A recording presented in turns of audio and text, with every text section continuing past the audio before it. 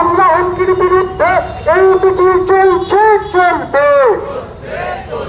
দেশভক্তির নামে বিরোধী কণ্ঠকে স্তব্ধ করতে পারি আমরা হুমকির বিরুদ্ধে এই মিছিল চলছে চলবে।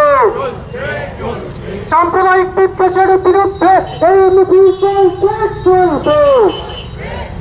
এই সাম্প্রদায়িক বিদ্বেষের বিরুদ্ধে সমস্ত মানুষরা দেশভক্তির নামে বিরোধী কণ্ঠকে স্তব্ধ করতে পারি আমরা হুমকির বিরুদ্ধে সমস্ত মানুষরা সন্ত্রাসীদের তুলে মত প্রকাশের অধিকার খর্ব করা চলবে না। সন্ত্রাসীদের তুলে মত প্রকাশের অধিকার খর্ব করা চলবে না।